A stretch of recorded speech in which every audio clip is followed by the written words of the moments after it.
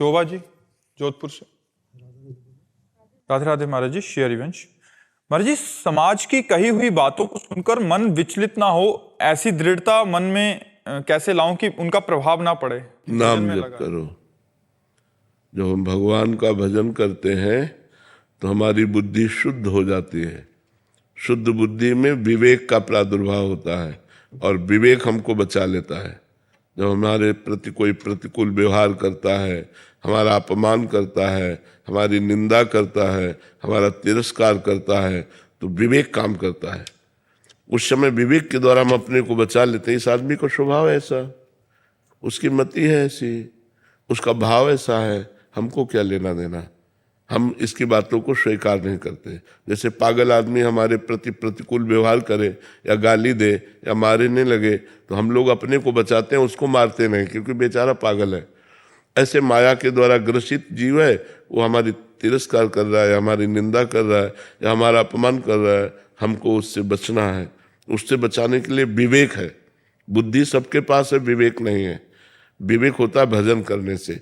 इसीलिए सत्संग सुनो और नाम जप करो, और जब दूसरा कोई अपमान करने लगे तो उपेक्षा कर दो। बातुल भूत विवश मतवारे, ते नहीं बोले ही वचन विचारे, तिनकर कहा सुनी नहीं काना।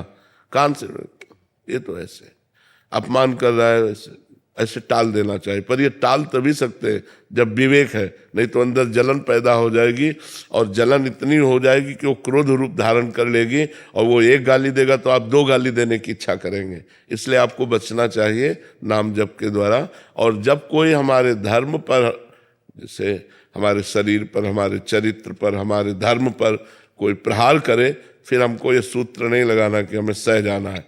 कानून व्यवस्था है, कानून व्यवस्था के द्वारा या जैसे भी बने हमें शांत नहीं रहना। जब हमारे धर्म पर, हमारी इज्जत पर कोई हावी होने लगे तो हमें क्षमा नहीं करना, हमें शांत नहीं रहना। फिर हमको प्रतिकूलता प्रकट करनी पड़ेगी। और यदि हमें कोई गाली देता है तो हम सह जाते हैं। पंकज केसवानी जी दुबई से। राधे राधे महाराज जी।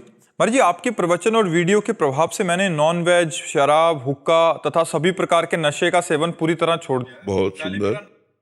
जैसे फिर बिजनेस में मेरा ध्यान लगता है तो फिर नाम जप से हट जाता है। हाँ, तो अगर नाम जप में लगता है तो फिर बिजनेस में ध्यान नहीं लगता। नहीं, अब इसको आपको देखना होगा कि बिजनेस भी भगवान के लिए ही कर रहे हैं, ये मानना होगा, क्योंकि उससे अर्थ मिलेगा और अर्थ से परिवार और शरीर का पोषण होगा। तो भगवान के द्वारा दिया हुआ शरीर है, भगवान के द्वारा दिया हुआ परिवार है, उसका पोषण करने के लिए बिजनेस करना अनिवार्य है। तो हम जैसे उपाय बताया है कि आप 8 घंटे बिजनेस कर रहे हैं या 10 घंटे व्यापार कर रहे हैं, तो 10 घंटे में लगातार आप व्यापार में बिजी नहीं रहते। आपको 2-4 मिनट, 5 मिनट थोड़े थोड़े में समय मिलता रहता है। तो जो हमें समय मिलता रहता है उसमें हम चतुरतापूर्वक नाम जप कर लें। राधा राधा राधा, फिर अपने कार्य में लग गए, फिर राधा राधा राधा, फिर अपने कार्य में लग गए। और उस 8 घंटे के समय को हम भगवान के चरणों में समर्पित कर देते हैं। कृष्णार्पणमस्तु। हे प्रभु, अमुक समय से लेकर अमुक समय तक जो 8 घंटे हमारी सांसारिक क्रिया रही, इसको मैं आपको समर्पित करता हूँ। तो यत करोषि, जो कर रहे हो भगवान ने आज्ञा करी है वो भगवान को समर्पित कर दोगे, वो भी आपका भजन बन जाएगा। खाली समय में भजन कीजिए, बिजी समय को भगवान के चरणों में अर्पित कर दीजिए। समझ पा रहे हैं आप? तो देखेंगे आपकी भक्ति बढ़ेगी। आपको ये अफसोस नहीं होगा कि मैंने 4 घंटे भजन नहीं किया। बस उसमें ये हो रहा है कि जब भजन कर रहे हैं तो बिजनेस पे नहीं, ऐसा नहीं, ठीक नहीं। दोनों हमें बैलेंस। अर्जुन जी कह रहे मैं भजन करूंगा, युद्ध नहीं करूंगा। भगवान ने क्या कहा? युद्ध, मामन स्मर युद्ध चाहे, मेरा स्मरण और युद्ध दोनों करना होगा, छोड़ना नहीं है। कर्तव्य कर्म करना चाहिए। महाराज जी, काम करने के बाद अगर कुछ समय मिल गया महाराज, तो कैसे मतलब ये निकाले कि कितना घंटा और भजन करना है महाराज? अपना लक्ष्य समय को भजन में लगाना है। हमें 10 मिनट को मिला तो हम 10 मिनट किए ले रहे हैं, हमें 1 घंटा मिल रहा तो हम 1 घंटा किए ले रहे हैं। हमारा लक्ष्य है सोने से लेकर जगने तक।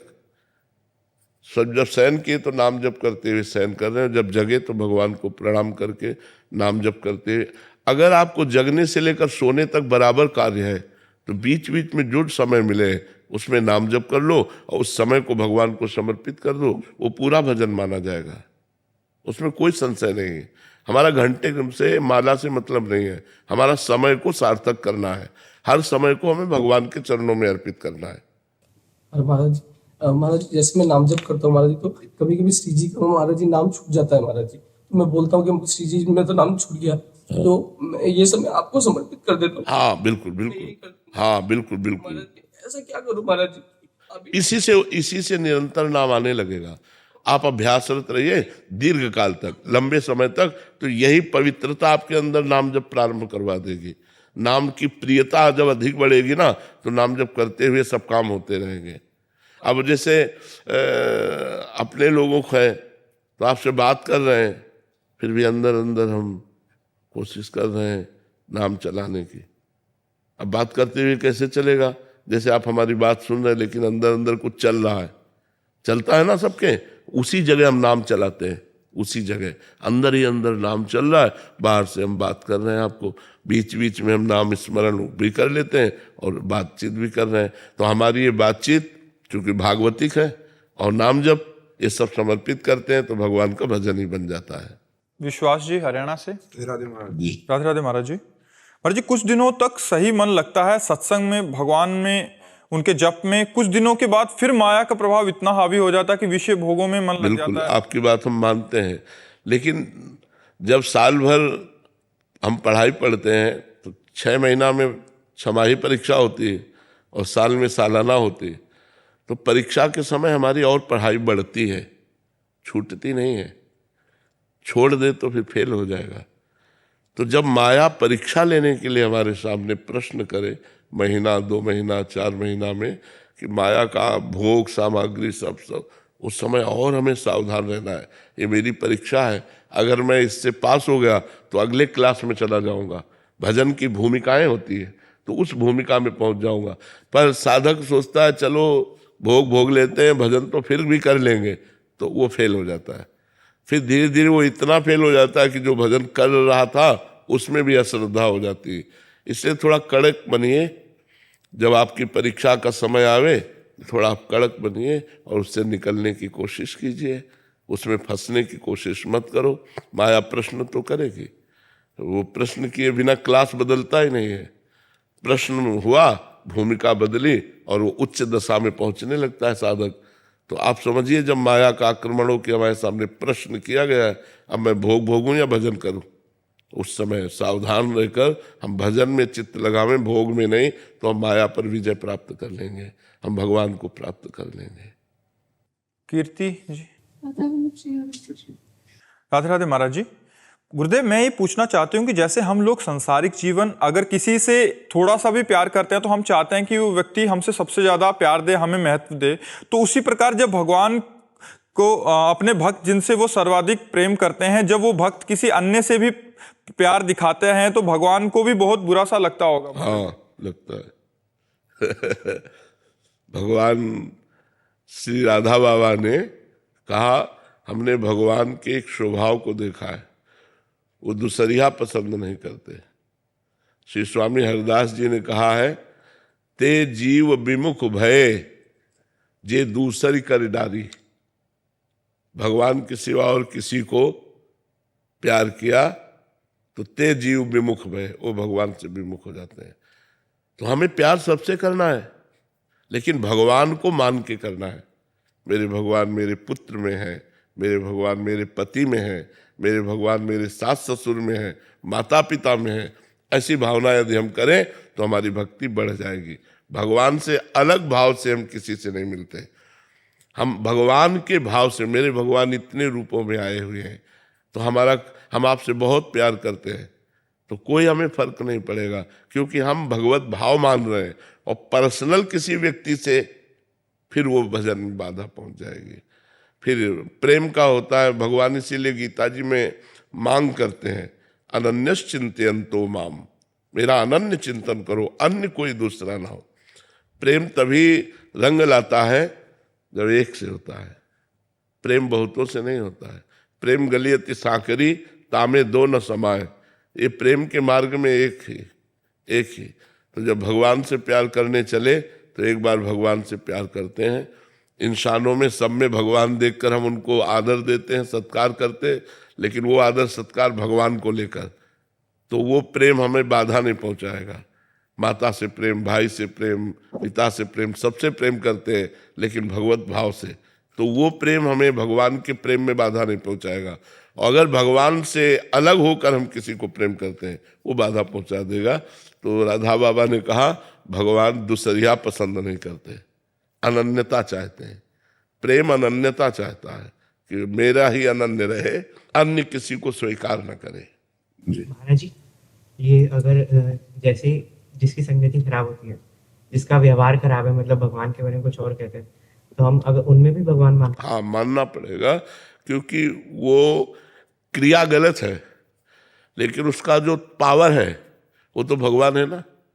जैसे बिजली से एसी चल रही है, अपने को सुखद है, अभी ठंडी आएगी, वही बिजली हीटर चलाती है, गर्म करती है, तो दोनों का विपरीत स्वभाव है ना, एक का ठंडा करना और एक का गर्म करना, लेकिन बिजली दोनों में है ना।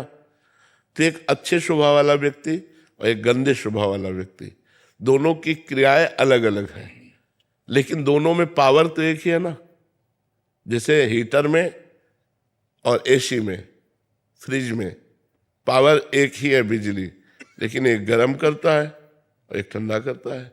ऐसे एक दुष्ट स्वभाव का है और एक संत स्वभाव का है, लेकिन दोनों में पावर एक ही है, परमात्मा। तो हमें पावर देखना है, इसमें भी भगवान विराजमान है। इसकी क्रिया गलत है, इसकी क्रियाओं से हम मतलब नहीं रखते, लेकिन इसके अंदर भगवान है, उसी भगवत पावर से गलत आचरण कर रहा है। पावर तो वही है, बिजली तो वही है, तो ये दुष्ट पुरुष में भी बिजली है, वही परमात्मा है। ये क्रूरा अपि पापिनो न च सताम संभाष्य दृश्याश्चय सर्वान वस्तुतया निरीक्ष परम स्वाराध्य बुद्धिर्मम। जो क्रूर हैं, दुष्ट हैं, पापी हैं, उनमें भी मेरे आराध्य देव राधा वल्लभ लाल विराजमान है, ऐसी मेरी दृढ़ मति है। मेरे भगवान वहाँ भी विराजमान है, जो पापी लोग हैं उनके भी हृदय में भगवान है, ऐसा मुझे मानना है। इप्सिता घोष जी, श्री हरिवंश महाराज जी। महाराज जी, अगर प्रतिकूल परिस्थिति की वजह से दीक्षा या गुरु प्राप्ति नहीं हो सके तो भगवत प्राप्ति या शरणागति का मार्ग क्या है महाराज जी? अंदर ही अंदर नाम जप करे और किसी संत को मन से गुरु मान ले। प्रत्यक्ष में कंठी बंधवाने का अवसर नहीं है, प्रत्यक्ष में हम किसी संत के पास नहीं जा सकते। तो हमारे बहुत से संत हुए हैं और होते रहेंगे। तुम किसी एक संत को मन से गुरु मान लें और उनके द्वारा दिया हुआ नाम जप करें, इसी से हमारा कल्याण हो जाएगा। हमें प्रगट में कंठी बंधवाने की जरूरत नहीं है। यदि प्रतिकूलता हो तो अंतर से ही नाम जप करें। नाम मात्र जप से भगवत प्राप्ति हो जाती है। नाम जप सर्व समर्थ है, नाम जप महापुण्य है, नाम जप स्वयं में गुरु है। जो नाम जप करता है वो स्वयं में गुरुदेव भगवान नाम के रूप में विराजमान है। वो आपको गाइड करके भगवान तक पहुंचा देंगे। आप खूब नाम जप करें, बस व्यवहार में कटुता ना आने पावे, आचरण में अपवित्रता ना आने पावे। आचरण पवित्र रहे, पापाचरण ना हो और नाम जप हो। तो अगर प्रगट में गुरु नहीं बनाया, केवल मानसिक मान लिया, तो उससे भी काम हो जाएगा।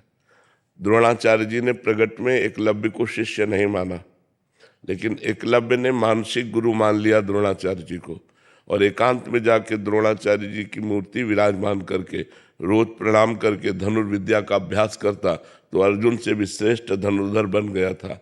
इसलिए गुरु हमें स्वीकार करें या ना करें, हम गुरु को स्वीकार करते हैं, इससे काम हो जाता है। हम मानसिक गुरु को स्वीकार कर लेते हैं। जी महाराज जी, आज के सत्संग में था श्रद्धा उत्कंठा के बिना भगवत प्राप्ति नहीं, तो भगवान दर्शन नहीं देते जी। तो महाराज जी, एक संत सरमत जी का जीवन चरित्र आता है राधा मोह जीवन चरित्र में।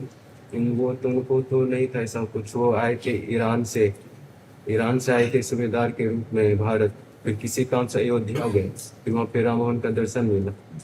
वो तो मतलब नहीं, अयोध्या जाकर के उनकी श्रद्धा उत्पन्न हुई भगवान श्री राम के रूप में। पूरे चरित्र को ध्यान से सुनो। जब वो भगवान श्री राम के रूप को देखा, कनक बिहारी ठाकुर को देखते ही लुब्धायमान हो गए और लगा इनको मैं भर नेत्र देखूं। और भगवान जिसके चित्त को चुराना चाहते हैं तो कुछ और ही दर्शन देते हैं। बस आशिक बन गए भगवान राम के, और जबान में राम नाम और हृदय में ध्यान। यहाँ तक कि शायद औरंगजेब उस समय बादशाह था, तो उसने जामा मस्जिद के दरवाजे पर खड़े करके पूछा, तो उनका मैं कोई गलत हूँ? मैंने राम से आस्की की है, मैं कभी नहीं छोड़ सकता, राम राम। उसने गर्दन उड़ा दी, तो गर्दन अपने हाथ में लेकर उसकी तरफ बढ़े, तो एक वहाँ फकीर खड़े थे, तो उन्होंने कहा फकीर को तैश मुनासिब नहीं, बस गर्दन गिरी और शांत हो गए। वहीं सीढ़ियों पर उनको दफना दिया गया कि सब इनके ऊपर पैर रख करके जाएं। बाबा जब वहाँ से निकले तो आंसू आ गए थे कि ऐसा राम प्रेमी और ऐसी दशा, यही वास्तविक प्रेम का स्वरूप है कि प्रेम के लिए अपनी गर्दन भी चढ़ा दे, जैसे गुरु गोविंद सिंह के दोनों बेटे दीवाल पे चुनवा दे। ये सब बहुत बड़ी बातें हैं। जब धर्म के प्रति प्रेम होता है तो हमें प्राण बहुत छोटे लगते हैं, धर्म बड़ा लगता है। आज लोग अपने प्राणों के पोषण के लिए धर्म का बलिदान कर रहे हैं, अपने धर्म का त्याग कर रहे हैं। बेविचार, व्यसन, खान पान सब राक्षसी। तो अब आज के प्राणी को धर्म की भाषा समझ में आ जाए, यही बहुत बड़ी बात है। कि कोई, जैसे आप लोग सुन रहे हैं, आप लोग चल रहे हैं, आप लोग प्रश्न कर रहे हैं, तो धन्यवाद के पात्र हो। नहीं तो संसार में देखो ना, पिए शराब, खाए मांस, मदमत्त घूम रहे हैं, धर्म की कोई परवाह नहीं। हमारा क्या धर्म है, हमारी क्या जीवनी है, कोई मतलब नहीं रह गया। तो बड़े धन्यवाद के पात्र हो आप लोग जो सत्संग सुन रहे हो, संतों से प्रश्न उत्तर कर रहे हो, अपने जीवन को संभाल रहे हो। तो उनके हृदय में आशा भी थी, उत्कंठा भी थी और प्यार भी था भगवान से। हृदय की बात होती है ना, उसको बाहर कैसे जाना जा सकता है। देखा, देखते ही लगा ये मिले तो आशा हो गई ना, और इनसे मिलना सर्वश्रेष्ठ बात है, उत्कंठा हो गई ना, और श्रद्धा तो देखते ही हो गई थी। तो बिना श्रद्धा के तो अनुभव में ही नहीं आता। भवानी शंकरो वंदे श्रद्धा विश्वास रूपिणो याभ्याम बिना न पश्यंत सिद्धा स्वांता स्तमीश्वरम। यदि श्रद्धा नहीं है, ऐसे ही देख लो, हम किसी से प्यार करें, उससे अपनापन ना हो तो प्यार कैसे हो जाएगा। जब हम अपनापन करते हैं तभी तो प्यार होता है। ये मेरा, जहाँ मेरापन आया वहीं प्यार हमारा होने लगता है, चाहे उस वस्तु से हो, चाहे व्यक्ति से हो, चाहे स्थान से हो, किसी से भी हो। ये स्थान मेरा तो उस स्थान से प्यार हो जाएगा, ये पुरुष मेरा तो उससे प्यार हो जाएगा, ये वस्तु मेरी तो उससे प्यार हो जाएगा। जहाँ अपनापन लग जाता है वहीं प्यार टिकता है। तो हमारा अपनापन यदि भगवान में लग गया, भगवान मेरे, तो हमारा प्यार समिट करके भगवान की तरफ हो जाएगा, जीवन सार्थक हो जाएगा। नहीं, जीवन तो नष्ट ही होता चला जा रहा है, रोज का रोज आयु क्षीण होती चली जा रही है, हम मृत्यु के नज़दीक पहुंच रहे हैं, हमारा जीवन खत्म हो जाएगा एक दिन। लेकिन हम कमा क्या पाए, ये खास बात है। यहाँ से ले जाने वाली चीज़ तो हम कमा ही नहीं पाए, भगवान का नाम, भगवान का भजन, भगवान का ध्यान, भगवान की लीला कथा, और प्रपंच में समय व्यतीत कर दिया तो जीवन बिल्कुल नष्ट हो गया। इतना दुर्लभ मनुष्य जीवन व्यर्थ में नष्ट हो गया। जी जानकी जी अलवर से। राधे राधे महाराज जी। महाराज जी, प्रत्येक क्रिया एवं कर्म को हम पूर्ण मनोयोग से किस प्रकार कर सकते हैं? जब हमारा लक्ष्य होगा भगवान को समर्पित करना, हमारा लक्ष्य हो जाए कि हर क्रिया, हर कर्म यत करोषि, जो भी करूँगा वो भगवान के लिए करूँगा। तो हम सोहनी लगा रहे हैं तो घर भगवान का, भगवान के लिए। रसोई बना रहे हैं तो बहुत अच्छे से बनाएंगे क्योंकि भगवान के लिए बना रहे हैं। पात्र मार्जन कर रहे तो कहीं जूठा न रह जाए क्योंकि भगवान की रसोई के पात्र है। पति की सेवा कर रहे हैं, इसमें भगवान विराजमान, मेरे पति मेरे लिए भगवान है। ऐसी भावना से यदि हम सेवा करें तो हमारा कर्म बहुत अच्छी तरह से होगा और हमारा कर्म भी समर्थ होगा, जो हमें भगवत प्राप्ति कराने वाला होगा। सब में भगवत भावना करके यदि हम कार्य करें तो बहुत अच्छा कार्य होता है। चाहे जो जिस डिपार्टमेंट में हो, वो अपने धर्म को समझे, अपने कर्म को समझे और कर्म को भगवान को समर्पित करे और नाम जप करे, तो कर्म समर्पण और नाम जप से भगवत प्राप्ति हो जाती है। अभय कुमार जी कनाडा से। गुरुदेव भगवान, कोई व्यक्ति यदि राधा नाम लेते हुए प्राण छूट जाए लेकिन उसने कोई गुरु मंत्र या गुरु नहीं बनाया हो, तो क्या उसे भगवत प्राप्ति हो जाएगी? देखो, भगवत प्राप्ति ना भी होगी तो अगला जन्म मिलेगा उसे, और भजन करने का अवसर दिया जाएगा उसे, पुनः मनुष्य जन्म मिलेगा और ऐसी सुविधाएं दी जाएंगी जिससे वो भजन कर सके और भजन करके फिर भगवान को प्राप्त हो। अगर थोड़ा भी नाम जप किया है तो उसकी अगले जन्म में उन्नति हो जाएगी, उसे अन्य योनियों में नहीं जाना पड़ेगा, मनुष्य योनि में ही जन्म होगा और फिर उसे भजन करने का अवसर दिया जाएगा। लेकिन हम कह रहे हैं कि कोशिश करें इसी जन्म में, हम अगले जन्म के लिए क्यों छोड़ें। क्योंकि इस जन्म में कलिकाल का इतना प्रभाव बढ़ गया है। 35-40 वर्ष पहले मोबाइल नहीं था, सब कोई बिना मोबाइल के जी सकता था। आज बच्चे से लेके बूढ़े तक के हाथ में, सबके हाथ में मिलेगा। तो आप देखो हमारी सारी वृत्ति बहिर्मुख हो गई, मोबाइल में लग गई। भजन साधना, अंतर्मुख होकर ध्यानस्थ होना, ये सब बातें गई। अगर हमें कोई कष्ट है तो हम भगवान को पुकारें, ये बातें गई, क्योंकि मोबाइल में नंबर है। मनुष्य का भरोसा भगवान से हटा दिया मोबाइल ने। भगवान से अपनापन करने में मोबाइल बहुत बाधक है, क्योंकि बहुत अपने नंबर हैं उसमें, जो हमारा कोई नंबर नहीं। एक ही नंबर है, राधा राधा राधा राधा, हे लाडली हे किशोरी, तो बात बनती है।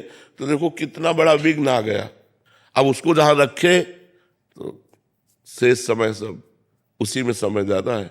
भजन में समय, एकांत में हम बैठ करके भगवान का ध्यान करते हुए नाम जप करें, ये सब मोबाइल नहीं करने देगा। अगर मोबाइल पास है वो कुन्न कन्न होता ही रहता है, किसका मैसेज आया, किसकी बात आई, वो देखने को करता है। तो देखो कलिकाल ने एक यंत्र चला दिया जो सबके पास होगा, गरीब के पास भी होगा, धनी के पास भी होगा। आगे और कौन सी ऐसी हवा चले जो भजन में बाधक हो। कलयुग जैसे जैसे बढ़ता जाएगा वैसे वैसे गंदगी बढ़ती जाएगी, गंदे आचरण बढ़ते जाएंगे, गंदगी का बोलबाला होगा, तो अधर्म का बोलबाला होगा। देखो पहले हमारे बचपन की बात करें तो 4 बजे उठा दिया जाता था, नहाओ धो, व्यायाम करो, सूर्य अर्घ दो, ये सब बचपन से सिखाया जाता। अब कौन से बच्चे करते हैं? 9 बजे तक 8 बजे तक सोते हैं, और वहाँ पिताजी की आवाज़ गूंजती थी, उठो, एकदम भड़बड़ा के जल्दी उठे। अब वो अभ्यास पूरे जीवन के लिए हो गया, बचपन से अभ्यास डाला गया। तो वो तो 4 बजे उठाते थे, अब 1 बजे 2 बजे उठते हैं और उठ करके अपनी दिनचर्या करते हैं।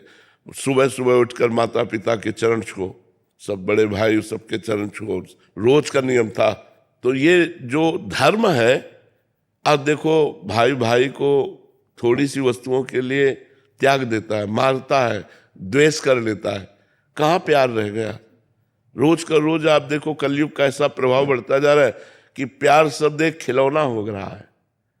पति पत्नी का कितना सुंदर प्यार होता था कि आजीवन निर्वाह करती थी, और आज प्रेम विवाह होता है, लव मैरिज, और साल भर में 6 महीने में डिवोर्स हो जाता है। क्या कलयुग की चाल है, क्या कलयुग का जीवन, मतलब पूरा जीवन यही खेल में व्यतीत हो जाता है। कलयुग समय नहीं देता कि हम धर्म से चल पावे, हम भजन कर पावे। पति पत्नी मंदिर में गए, थोड़ी देर बैठकर पूजा की, नाम जप किया, तीर्थयाटन किया, आए हुए साधु महात्मा को भोजन दिया, ये धर्म में जीवन व्यतीत करते हुए गृहस्थी में चले तो गृहस्थी भी धन्य हो जाती है। अब आज गृहस्थी क्या है आप देखो कि बड़ा विचित्र हाल, किसी को किसी से मतलब नहीं, वो किसी से प्यार कर रहे, वो किसी से, मतलब कितनी कलुषता आ गई कि भाई भाई का प्रेम, पिता पुत्र का प्रेम, भाई बहन का प्रेम, पति पत्नी का प्रेम, ये सब खिलवाड़ से हो गए, नहीं हो गए।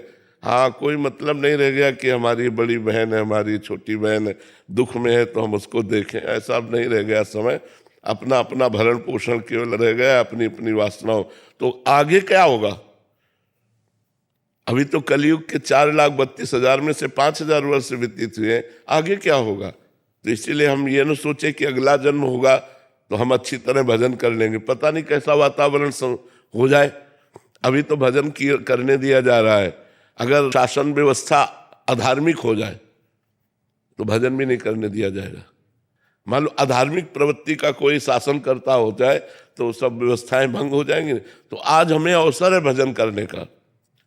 कल ऐसा भी समय आ सकता है कि आप रामकृष्ण हरि नहीं बोल सकते, ऐसा अवसर आ सकता है। इसलिए बहुत अब छोटे छोटे दल निकल रहे हैं, अपनी अपनी जाति का बंटवारा हो रहा है, वो उनको ले करके, वो उनको ले करके, वो उनको ले, अलग अलग बंटवारा हो रहा है छोटे छोटे गुटों में। अब यही गुटों में आपस में झगड़े होंगे, क्या भजन होगा? बहुत धर्म संकट में आगे आ जाएगा जैसे जैसे कलयुग बढ़ेगा। तो ये हम विचार ना करें कि आगे जन्म में हम भजन कर लेंगे, हमको इसी जन्म में भजन करके निकलना है।